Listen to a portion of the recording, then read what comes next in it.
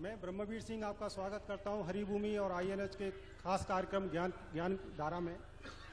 ज्ञान धारा महज एक कार्यक्रम नहीं है, ये एक विचार उत्सव है। विचार इसलिए कि शिक्षक केवल पाठ नहीं पढ़ाते हैं, शिक्षक एक नई पीढ़ी को गढ़ते हैं। शिक्षक की कलम से केवल अक्षर नहीं उतरते, शिक्षक एक पूरी सभ्यता की नींव रखते हैं। आज इस ज्ञान की धारा में हम विचार करेंगे भविष्य को लेकर के जो हमारे सामने जो सवाल खड़े हो गए उनके संदर्भ में। डिग्री को लेकर सवाल हो रहे हैं, डिग्री की उपयोगिता को लेकर सवाल हो रहे हैं, और इस कार्यक्रम में हम सवाल करेंगे, संवाद करेंगे और एक जागरूक नागरिक की तरह समाधान का प्रयास भी करेंगे। मेरे साथ में शब्दों के शिल्पी हैं, शिक्षा की यथार्थ के ज्ञाता हैं। अब इनके साथ कोई वाद विवाद तो हो नहीं सकता, तो मैं एक जागरूक युवा की तरह आपसे संवाद करूंगा। जो प्रश्न आज के युवा के मन में है मैं वो आपसे पूछूंगा। तो सवालों का प्रारंभ हम करें उससे पहले मैं अतिथियों का स्वागत करता हूं और आपसे आग्रह करता हूं कि एक जोरदार ताली बजा दें। ये बड़ा दुर्लभ क्षण है कि इतने ज्ञानी विद्वान व्यक्ति एक साथ एक मंच पर मौजूद हैं। डॉक्टर जवाहर सूरी सेठी जी वाइस चांसलर हैं रूंगटा ग्लोबल यूनिवर्सिटी के,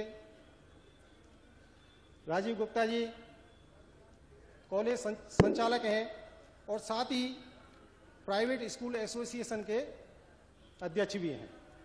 बड़े गुणी व्यक्ति हैं। तो मैंने अभी जैसे पहले कहा कि डिग्री को लेकर सवाल हम करेंगे कि उसकी उपयोगिता क्या है।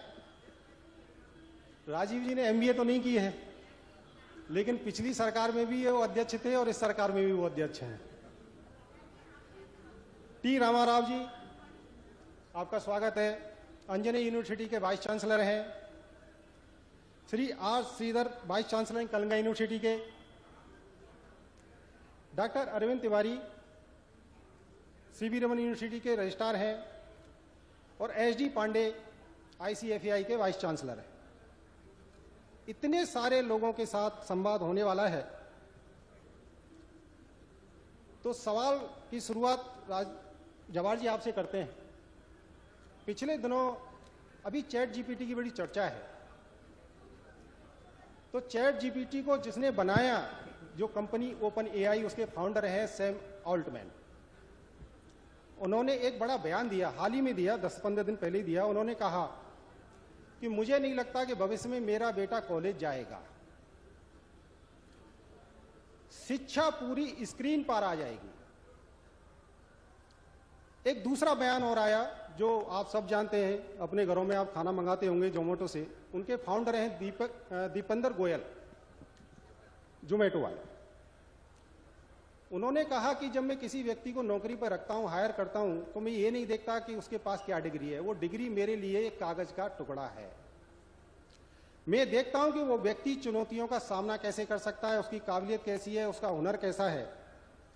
अगर वो उसमें है तो मैं बिना डिग्री के भी उसको करोड़ों का पैकेज दे सकता हूं।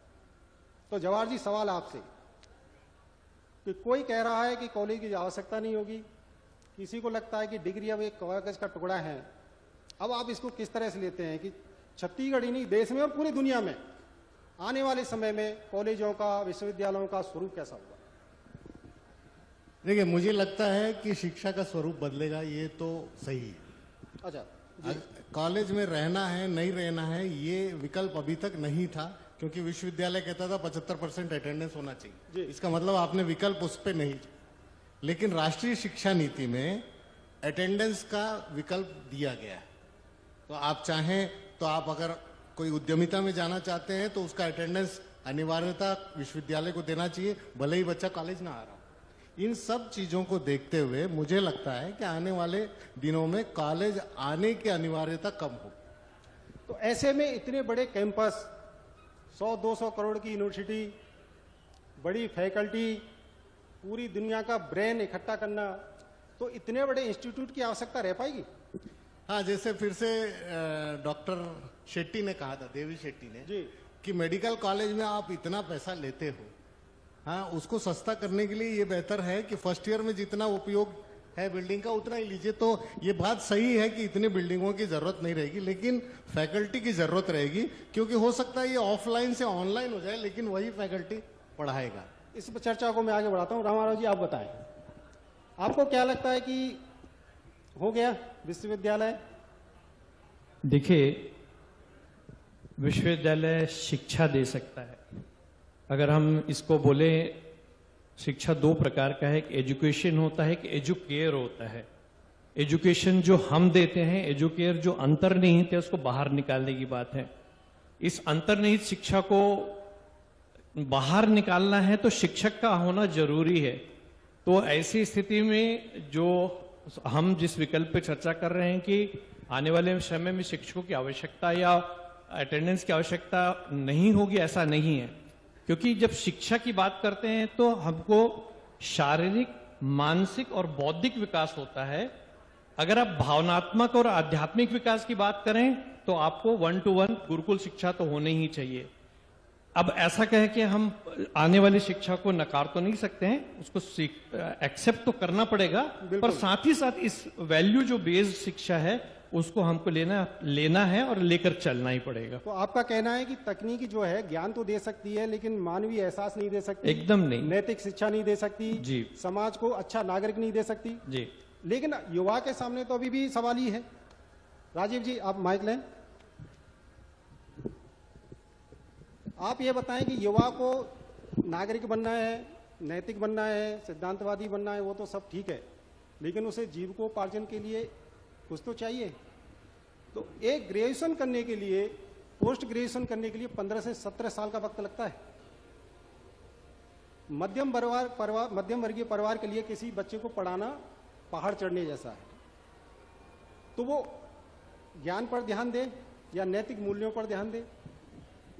देखिए, आपने जो पहले प्रश्न पूछा जवाहर सर से, उसका मेरा वर्जन ये है कि जो उच्च शिक्षा होती है वो सिर्फ डिग्री नहीं होती, वो समाज को, देखिए कोई भी व्यक्ति सफल होगा तो वो सिर्फ शिक्षा से होगा ऐसा नहीं है। उच्च शिक्षा से क्या होता है, हायर एजुकेशन इंस्टीट्यूट में जाने से क्या होता है, वो समाज को समझने का एक प्लेटफॉर्म होता है। आप हायर एजुकेशन के कॉलेज में जाएंगे, यूनिवर्सिटी में जाएंगे, दोस्तों से मिलेंगे, सारे चीजों को समझेंगे, तो आप एक तरीके से समाज को समझेंगे, तभी आप सफल हो सकेंगे। आपने जो प्रश्न मुझसे पूछा कि हायर एजुकेशन की स्थिति क्या है इस देश में, आप ओवरऑल देखेंगे स्कूल एजुकेशन और हायर एजुकेशन को।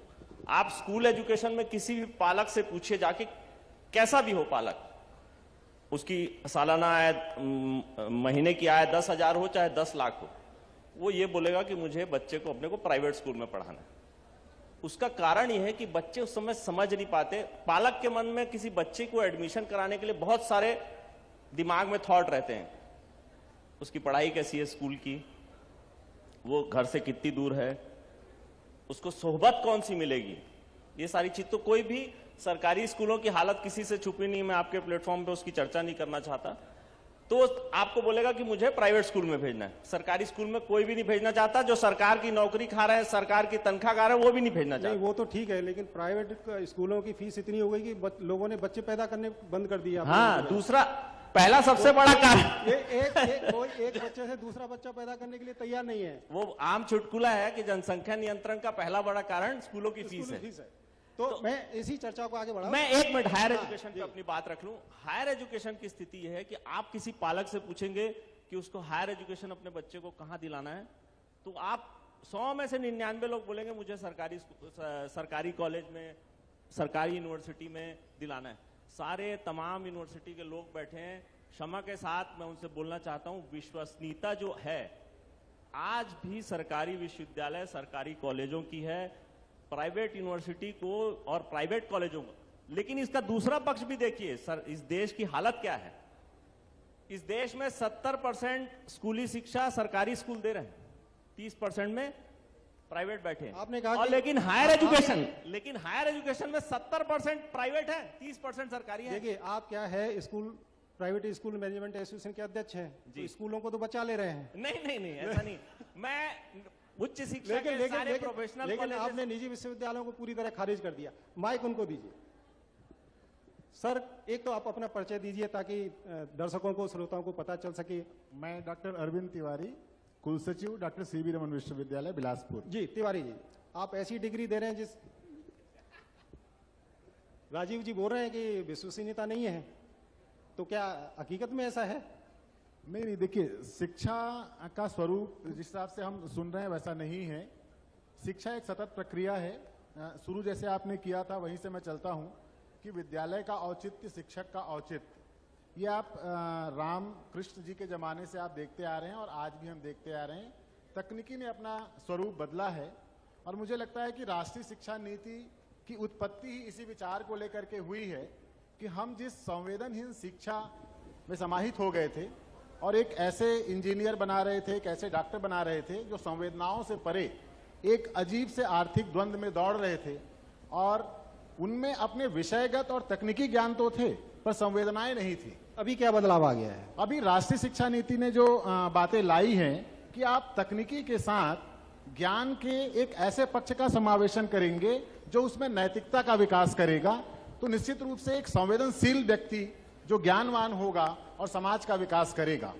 समाज के विकास की जो व्यवस्था विगत 30 दशकों से चली आ रही थी, जिसने भारतीय सिद्धांत को पूरी तरीके से तोड़ा मरोड़ा और विकास की एक अलग परिभाषा गढ़ी, जिससे आज तमाम पर्यावरण, आपका व्यक्तिगत जीवन, आपकी सारी चीजें नष्ट हो गई।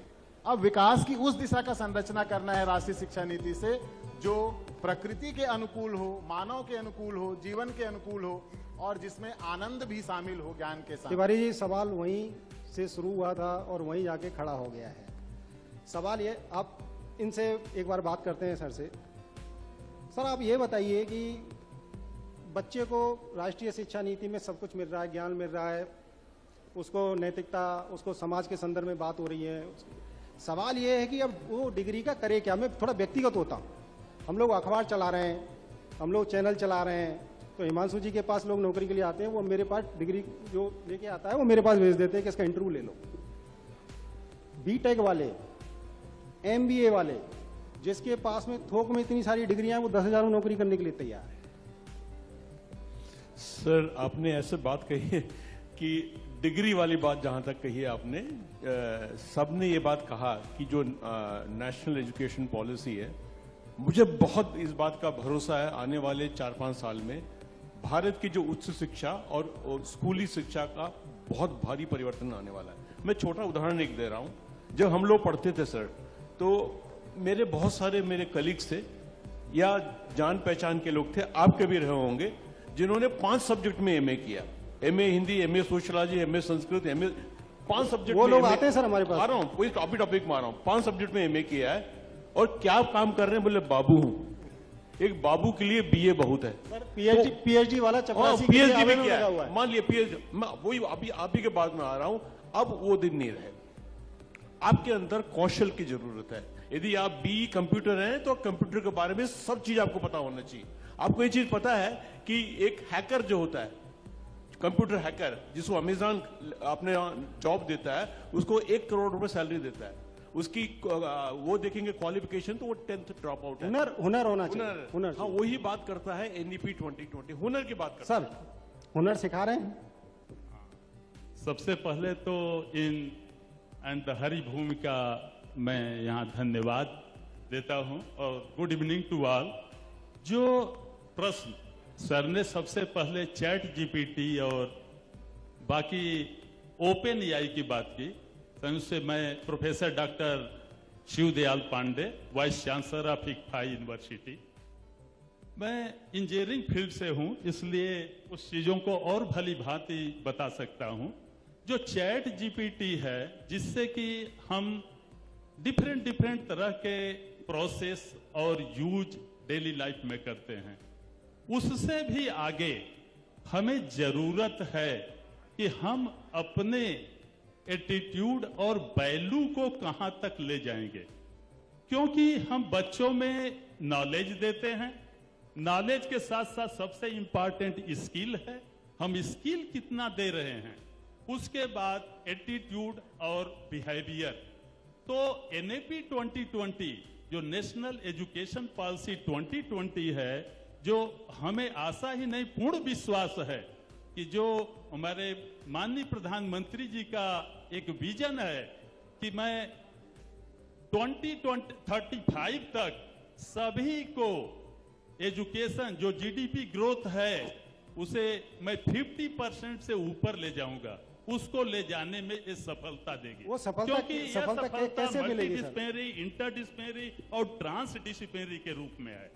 तो जो हम चैट जीपीटी यूज कर रहे हैं, दैट इज ओनली प्लेटफॉर्म, लेकिन उसके लिए सबसे जरूरी है हमें कि अपने नॉलेज और उसके साथ साथ स्किल की बहुत जरूरत है। किसी भी चीज के लिए स्किल बहुत जरूरी है। जवाहर जी, मैंने 30 विश्वविद्यालयों के प्रोस्पेक्टस देखे, उनके पाठ्यक्रम देखे, तो जब हम आज से 30 साल पहले 25 साल पहले जो देखते थे BA, BCom, BSc, BA LLB, अब एक जुड़ गया है बीए बीजेएमसी, वो भी किसी काम के नहीं होते हैं। तो कुल मिलाकर जो आपके पाठ्यक्रम हैं वो तो बदल नहीं रहे हैं, लगभग सभी विश्वविद्यालयों के पाठ्यक्रम एक जैसे हैं। हुनर आप किस तरह से सिखा पाएंगे? मैं सवाल ये करना चाहता हूं कि वो जब लेके निकले डिग्री, वो तो ठीक है कि राष्ट्रीय शिक्षा नीति आ गई है, उसका पालन होगा, लोग काबिल बन जाएंगे, लेकिन वो काबिल बनेंगे कैसे? ऐसा क्या बदलाव ला रहे हैं आप लोग?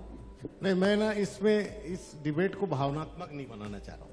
एकदम सोचते हैं कि 10 साल बाद मेरा यूनिवर्सिटी रहेगा नहीं रहेगा, इस बात को ना सोच के। जवाहर सर आपको ना शिक्षा, उच्च शिक्षा कैसे सुधरे उस पर भी बोलना है। नहीं, मैं बोलता हूँ, जो सवाल पूछा उन्होंने, मॉडरेटर को करने तो काम सेट। नहीं, वो बेसिकली क्या है, अंदर से लीडर है ना, तो उनको लीड करना है। तो मेरा कहना है कि इसमें भावनात्मक ना हो। 10 साल बाद बच्चों की जो जरूरत है उसको एक बार समझने की कोशिश करते हैं। मैं 100% मानता हूं कि कॉलेज आए ना आए उसको कौशल विकास उसके जगह पे मिले, ये मैं मानता हूं। चैट जीपीटी का जब बात उठी, वो भी एक हुनर है और उस पे जो शोध अभी हो रहा है, जिस सैम अल्टमैन ने कहा है कि वो भावनात्मक तौर पे किस तरह से उसकी समझ बढ़े, क्योंकि रामाराव सर ने जो बोला कि भावनाएं नहीं है उसके पास, हाँ, लेकिन अब आने वाले समय में उसमें भावनाएं होंगी। तो कौशल विकास बहुत जरूरी है और मैं बोल रहा हूं कि आप बीटेक करो ना करो, मेरे से गूगल का सर्टिफिकेशन ले लो, नौकरी मिलेगी। तो जितना हम, बढ़िया, हाँ, जितना हम शिक्षा एक बहुत अच्छा विचार है, इस पर ताली बजनी चाहिए। डिग्री के साथ हुनर चाहिए और ये हुनर आपको ही लाना है। बिल्कुल, ये जो मंच पे बैठे लोग हैं ये वही लाएंगे और युवाओं को डिग्री के साथ साथ वो हुनर भी देंगे, तभी उसका जीविकोपार्जन भी होगा। एक छोटा छोटा सवाल मैं आपसे पूछूंगा, 2 सेकंड का है। रामाराव जी, गूगल से गुरु तब भी नहीं हारा था, गूगल से गुरु तब भी नहीं आ रहा था जब वो 20-25 साल पहले आया। गूगल आया तब भी ये बात कही जाती थी। क्या चैट जीपीटी से गुरु हार जाएगा? नहीं, समय के साथ सब बदलेंगे और हर चीज बदलती है। आप आज के परिप्रेक्ष्य में ऐसा महसूस कर सकते हैं, पर आने वाला समय आपको बताएगा कि ये भी नहीं रहेगा जो आप सोच रहे हैं, है ना, और आगे जाएगा। पर मैं एक बात कहना चाहूंगा, हम शिक्षा की बात, गुप्ता जी भी आपकी बात कह रहा हूं, हम शिक्षा की बात कह रहे हैं, शिक्षा का उद्देश्य भूल जा रहे हैं। हमारे शिक्षा का उद्देश्य चरित्र का निर्माण है। सिर्फ डिग्री लेके, एक क्वालिफिकेशन लेकर एक आइडेंटिटी हमारा उद्देश्य नहीं है। हम सेल्फ इंट्रोस्पेक्शन करें, हम आत्म आकलन करें कि हम शिक्षा किस लिए ले रहे हैं। हम अपने आप को परिवर्तित स्वरूपांतरण के लिए शिक्षा की आवश्यकता है और इसके लिए, जैसे हमने कहा, चरित्र निर्माण के लिए सबसे पहले विचार होने चाहिए, उसके बाद आपके पास कर्म होने चाहिए, वो कर्म आपकी आदत में बनना चाहिए, वो आदत व्यवहार में बनेगा, व्यवहार आपका चरित्र बनाएगा। तो सर मेरा एक सवाल है सर मेरा एक सवाल है सर, क्या घर के 8 घंटे आपको ये नहीं दे रहे हैं? ये सिर्फ कॉलेज को करना पड़ेगा? नहीं सर, ये मैं शिक्षा के साथ की बात कर रहा हूं। सिर्फ शिक्षा नहीं देना है, शिक्षा के साथ आपको ये देना है। अगर वैल्यूज ना हो तो शिक्षा का अस्तित्व नहीं है। सर वैल्यूज तो ठीक है, लेकिन पेट भरने के लिए रोटी कौन देगा? नहीं, जब तक आपके पास, देखिए, अगर भावनात्मक नहीं है तो क्या होगा कि मैं किसी को रोजगार नहीं दे पाऊंगा, मैं अपने लिए स्व के लिए बात करूंगा, परमार्थ की बात नहीं कर पाऊंगा। तो दोनों चीजें बैलेंस होकर लाइफ में चलेगी, तभी हम आगे बढ़ पाएंगे। अदरवाइज एक डायरेक्शन में जाएंगे तो तराजू एक तरफ झुकेगा, दूसरी तरफ नहीं झुकेगा। सर, जैसे भविष्य में क्या शिक्षा पद्धति पूरी तरह बदल जाएगी? नहीं सर, क्या है कि जैसे आपने कहा कि क्या गुरु हार जाएगा? कभी न गुरु हारा था, न हार रहा है, न कभी हारेगा। क्योंकि बिना गुरु के कोई ज्ञान नहीं हो सकता। कोई चाहे चैट जीपीटी हो, चाहे गूगल हो, चाहे जो भी आज प्लेटफॉर्म, सोशल मीडिया प्लेटफॉर्म में किसी न किसी के द्वारा डिजाइन किया गया है, किसी किसी के द्वारा वो प्रोग्रामिंग किया गया है। सर, क्या है, कहावत बदल गई है। पहले कहते थे गुरु गोविंद दो खड़े काके लागू पा, बलिहारी गुरु आपने बलिहारी गुरु आपने गोविंद दियो, आजकल कहते हैं बलिहारी गुरु आपने गूगल दियो बताए। वो सब कुछ बता रहा है। अच्छा, आप सब बैठे हैं, आप ये बताइए, अगर आपको कोई शंका है, समाधान है और कोई ज्ञान लेना है तो आप इस मंच की तरफ देखेंगे या अपनी जेब में मोबाइल फोन निकाल कर देखेंगे कि क्या है उसका उत्तर? नहीं, सर का जो बात है सही कह रहे हैं, लेकिन आप ये जानिए कि गूगल पर कोई वर्ड में अगर आप गूगल करते हैं तो 100 तरह के वो आंसर देता है, लेकिन पर्टिकुलर आंसर कैसे आपको मालूम कि वो सही होगा? वो सही केवल और केवल गुरु के द्वारा ही हो सकता है। जो गुरु ने ज्ञान दिया है तभी हो सकता है। सर, नहीं, एक नया तरीके का बहस अभी छिड़ गया है कि चैट जीपीटी या गूगल, इसकी कंपैरिजन शिक्षक से की जा रही है। शिक्षक का कोई सब्सिट्यूट नहीं है। आज मैं बात कहता हूँ, ब्लैक बोर्ड और चाक का कोई औचित्य नहीं है, कोई भी उसका कंपैरिजन नहीं है। बहुत जोरदार ताली बजा दीजिए। हमारी भारतीय संस्कृति को समृद्ध कर रहे हैं और सर कह रहे हैं पूरे दावे के साथ कि गुरु का कोई विकल्प नहीं है। गुरु शिक्षा परंपरा चलनी चाहिए। राजीव जी कुछ कहना चाहते हैं और जाहिर सी बात है कि आप उनका खंडन नहीं। देखिए, जो तमाम रिसर्च है पूरे विश्व में, जो रिसर्च हुई है वो ये बताती है कि प्रत्यक्ष शिक्षा जो है, जो क्लासरूम की शिक्षा है, उसको आप कभी हटा नहीं पाएंगे और उससे अच्छी शिक्षा देखिए क्या होता है, जब बच्चा क्लास में बैठता है तो एक अनुशासन के साथ बैठता है। आपने जो ये ऑनलाइन वाला जो सिस्टम हम 2 साल 2.5 साल देख चुके हैं। कोविड के समय तो हम ऑनलाइन ही पढ़ रहे थे। उस समय के पास बच्चों को अपना नाम लिखना नहीं आता जो कॉलेज पहुंच गए। 12वीं भी ऐसे ही हो गई, 10वीं भी ऐसे हो गई, तो वो तो ऑनलाइन थी। फिर बच्चों को ज्ञान कैसे नहीं मिला? ऐसा नहीं है कि प्रत्यक्ष शिक्षा से ही सब कुछ मिलेगा, लेकिन ऑनलाइन शिक्षा अभी कई वर्षों तक इस देश में कोई भविष्य नहीं उसका दूसरा कारण क्या है? देखिए, मैं बता रहा हूं। अभी इसको विषय को थोड़ा सा और आगे ले जाता हूं मैं। आज की स्थिति में ग्रॉस एनरोलमेंट रेशियो छत्तीसगढ़ का 19% है।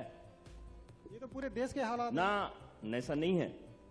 जो मैं बता देता हूं, आप बहुत समझदार पत्रकार हैं, लेकिन मैं आपको धन्यवाद आप स्थिति बता देता हूं। जो अच्छे राज्य हैं जो तरक्की कर रहे हैं, तमिलनाडु, केरल, वो सब 50% से ज्यादा हैं। आप उच्च शिक्षा पे सारी बातें कर लीजिए, चैट जीपीटी, भावनात्मक, ये सब बात कर लीजिए, लेकिन जमीन में उच्च शिक्षा की हालत बहुत खराब है। मैं आपके बयान को भी चैट जीपीटी में देखूंगा। चेक कर लीजिए, अभी चेक करिए। मैं बता रहा हूं, तमिलनाडु में 52% है, कुछ राज्यों में उससे भी ज्यादा है। ग्रॉस एनरोलमेंट रेशियो छत्तीसगढ़ का क्या है? आपका कहना है कि अभी 18% है, वो 50% जाएगी तो यूनिवर्सिटी कॉलेज चलते रहेंगे। हाँ, सवाल सर, एक आपसे मैं पूछना चाहता था कि सवाल फिर वही है कि अब भविष्य में आप ऐसा क्या करने वाले हैं, आपके ऐसे क्या विचार हैं जिसमें आपको लगता है कि कॉलेज भी बचाना है, भारतीय संस्कृति में जो गुरु और शिष्य की परंपरा है उसको भी बचाना है, बच्चों को जीविकोपार्जन का भी रास्ता देना है, तो उसके लिए ऐसा क्या किया जाए कि केवल डिग्री नहीं देनी है जिसको कोई भी कह दे यार इसका मैं क्या करूंगा? इसको समझने के लिए हम थोड़ा सा पीछे चलते हैं। तो पहले के समय में यही था कि जो ज्ञान होता था, जो कौशल होता था, उसी को रोजगार मिलता था। आप ये राजा जी के जमाने से या इन सब परंपराओं को देखते आए हैं। 70 के दशक में बड़े जोर से अकाल का मौसम आया और इंडस्ट्री जो है वो इंट्रोड्यूस हुई और हमारे जो ग्रामीण युवा हैं उन्होंने रोजगार की दिशा में इंडस्ट्री की तरफ जाने लगे। तब सर्टिफिकेशन की बात आई कि भाई ये कौशल तो है पर सर्टिफाइड नहीं है। तब ITI आया और अपन इसको लेकर के ट्रेनिंग और सर्टिफिकेशन दोनों की बात करने लगे। अब सर्टिफिकेट हो गया, कौशल कहीं छुप गया। तो फिर से राष्ट्रीय शिक्षा नीति में उस बात की आई कि अब कौशल की आवश्यकता है और ये तमाम जो स्किल सेंटर बन रहे हैं जिसको लेकर के आप लोग ही छापते रहते हैं कि इनके द्वारा जारी सर्टिफिकेट का वैल्यू नहीं है पर कौशल तो है। तो ये जो द्वंद्व है कौशल और सर्टिफिकेशन का, इस कॉम्बिनेशन को परफेक्ट अपने को करना पड़ेगा कि जो कौशल है, जो ज्ञानवान है, उसका सर्टिफिकेशन प्रॉपर हो। सर जैसे कह रहे थे कि ग्लोबल सर्टिफिकेशन का टाइम अब आ गया है और हम जो फ्यूचर स्किल में जिस सर्टिफिकेशन की तरफ जा रहे हैं, तो वो जो डेवलपर है, जो उसका ओनर है, वही उसको सर्टिफाई कर रहा है कि ये व्यक्ति इस काम के लिए परफेक्ट है और वो उसको रोजगार भी दे रहा है। तो मुझे लगता है कि ये जो कौशल और उससे थोड़ा और आना पड़ेगा, क्योंकि हम भारत हैं और हमारा भारत ग्रामीण में बसता है, तो लोक कौशल की बात अपने को करनी पड़ेगी। माइक सर को दीजिए, मैं ये सवाल ही पूछना चाहता था कि आपने कहा कौशल की बात हुई, तो क्या ये वक्त आ गया है कि जिन कोर्स को हम लोग 20, 30, 40 साल से देखते आ रहे हैं, वही बीए, वही बीकॉम, वही बीएससी, अब उनको बदलने का वक्त आ गया है? सर आपका प्रश्न बहुत अच्छा है। इसमें देखिए एक बात है, हमने पढ़ा है या हम पढ़ाते हैं, हर प्रोडक्ट का एक लाइफ साइकिल होता है ना। वैसे जो पुरानी शिक्षा नीति थी हमारी, जो जिसको आके 35 साल हो गया, उसका भी एक लाइफ साइकिल था। उसको पीक हमने देखा। पीक में क्या देखा? हमारे पास डॉक्टर्स नहीं थे, उस शिक्षा ने डॉक्टर्स प्रोड्यूस किए, उस शिक्षा ने इंजीनियर प्रोड्यूस किया, पर उसका डाउनफॉल हो चुका है। हमें डॉक्टर अलग तरीके से चाहिए, हमें इंजीनियर अलग तरीके से किए। इसलिए हमने बात कहा है एनईपी 2020। थोड़ा भरोसा रखें, थोड़ा पेशेंस रखें, परिवर्तन आएगा, पक्का आएगा। जवाहर जी, कोई ऐसी डिग्री आपके मन में है, आप बता सकते हैं क्या? एमबीबीएस, एमडी के अलावा ऐसी कोई भी डिग्री है जो बच्चा जब आपकी यूनिवर्सिटी से निकले तो इस भरोसे के साथ निकले कि उसको रोजगार मिल जाएगा? देखिए, मैं तो उस बात में जाऊंगा भी नहीं। अगर मैंने बीए भी किया है और साथ में ये सर्टिफिकेशन 15-16 कर लिए जो फ्री में भी है, तो मुझे नौकरी मिल जाएगी। ये एमबीबीएस या ये हमारी चोचलेबाजी है और माँ बाप सोचते हैं कि इसी से नौकरी मिलेगी, जबकि ऐसा कुछ नहीं। यूट्यूब में करोड़ों कमा लेता है आदमी। बिल्कुल, तो वो हुनर है। यही इस बहस का मुद्दा है कि डिग्री या फिर हुनर। आप डिग्री जेब में रखिए, हाथ में हुनर रखिए, आपका जीवन चल जाएगा। लेकिन अगर दोनों हाथों में आपकी डिग्री है तो जीवन नहीं चलेगा। और ये सवाल जो है ये आपके लिए ज्यादा है, तो इसी से भविष्य का रास्ता निकालना है। तो बहरहाल चर्चा को यहीं विराम देते हैं। तो इस बहस से एक चीज बड़ी स्पष्ट हुई। पहली बात तो यह कि चैट जीपीटी को लेकर के जो सवाल हैं, तो इतने बड़े विद्वान बड़े आत्मविश्वास के साथ कह रहे हैं कि गुरु कभी हारता नहीं है और गुरु कभी हारेगा नहीं। दूसरा, गूगल आपको ज्ञान दे सकता है, लेकिन वो क्लास में बैठे हुए किसी बच्चे के सिर पर हाथ रख के ये एहसास नहीं दे सकता कि बेटा तू हारेगा नहीं, तू जीत सकता है। और उस जीत का एहसास केवल आप लोग करा सकते हैं। चैट जीपीटी किसी बच्चे के आंसू नहीं पहुंच सकता। लेकिन यह भी है कि तकनीक जो है वो एक नए विकल्प के तौर पर सामने खड़ी है और हम सब इस बात से सहमत हैं, आप सब सहमत हैं कि डिग्री अब कल की बात हो गई है। डिग्री आप लीजिए, लेकिन भविष्य के लिए एक रास्ता जरूर चुनिए जो आपके जीवन के काम आए। और वो केवल कॉलेज से नहीं मिलेगा। कॉलेज से आपको नैतिकता मिल जाएगी, सिद्धांत मिल जाएंगे, एक कोर्स की डिग्री मिल जाएगी, लेकिन जब आप बाजार में, समाज में जाएंगे तो वहां लड़ने के लिए आपको साथ में स्किल भी चाहिए। वो स्किल आप खुद लें या फिर इसके लिए डेवलप करें, वो आपको दे दें। बहुत बहुत धन्यवाद आपका। मैं चर्चा को यहीं विराम देता हूं। आप आए, आपने चर्चा में अपने बहुमूल्य सुझाव दिए। जाहिर सी बात है कि ये जो कार्यक्रम आगे बढ़ेगा तो एक संकल्प निकल करके आएगा, वो हम सबके विचार में तब्दील होगा और भविष्य का निर्माण करेगा। बहुत बहुत धन्यवाद आपको। थैंक यू ब्रह्मेश जी। बहुत बहुत शुक्रिया आप सभी का। सर, मैं आपसे निवेदन करूंगी, प्लीज मंच पर रहेंगे आप लोग, प्लीज मंच पर रुकेंगे।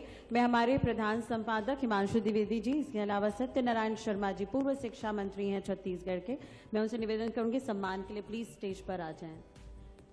एंड जो तमाम पैनलिस्ट हैं उनसे निवेदन है कि वो प्लीज मंच पर ही रहें। पैनलिस्ट डॉक्टर जवाहर सूरी सेठी जी, डॉक्टर टी रामाराव जी, doctor Arvind Kumar Tiwari ji, doctor R Shridhar, Rajiv Gupta ji, S D Pandey ji. बहुत बेहतरीन चर्चा ये रही शिक्षा के लिहाज से आज।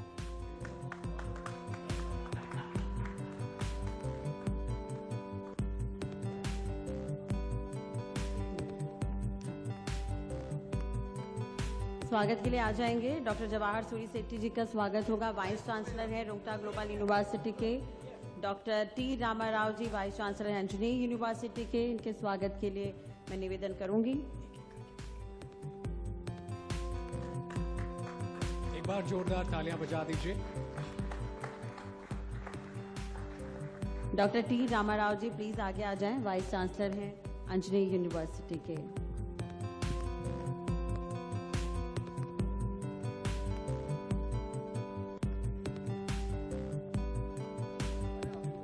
इसके बाद डॉक्टर अरविंद कुमार तिवारी जी रजिस्ट्रार हैं सीवी रमन यूनिवर्सिटी बिलासपुर के। एक बार जोरदार तालियों के साथ सम्मान कीजिए। इसके बाद doctor R Sridhar vice chancellor हैं कलिंगा यूनिवर्सिटी के। बहुत बहुत स्वागत सर आपका, समय निकालने के लिए बहुत बहुत शुक्रिया। इसके बाद राजीव गुप्ता जी अध्यक्ष हैं Chhattisgarh private school management association Raipur.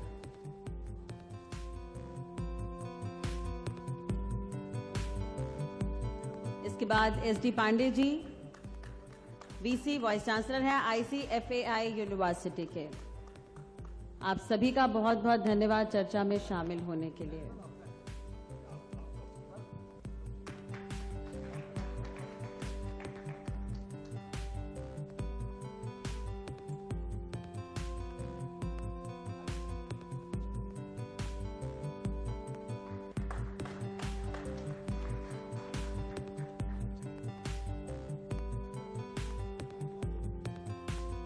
बहुत बहुत शुक्रिया आप सभी का। ये बेहतरीन मंथन रहा। हम दूसरे सेशन की तरफ भी आगे बढ़ेंगे।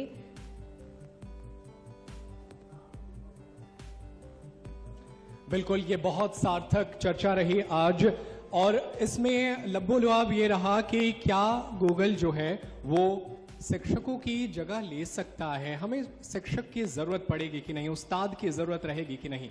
तो इस पूरे मसले पर कबीरदास जी कहते हैं, गुरु बिन ज्ञान न उपजई, गुरु बिन मलई न मोश। गुरु बिन ज्ञान न उपजई, गुरु बिन मलई न मोश। गुरु बिन लिखाई न सत्य, गुरु बिन लिखाई न सत्य को, गुरु बिन मिटे ना दोष। तो हमारे समाज में गुरु की बहुत अहमियत है। चाहे कितनी टेक्नोलॉजी आ जाए, चाहे कुछ भी हो जाए, उस्ताद की जगह कोई नहीं ले सकता।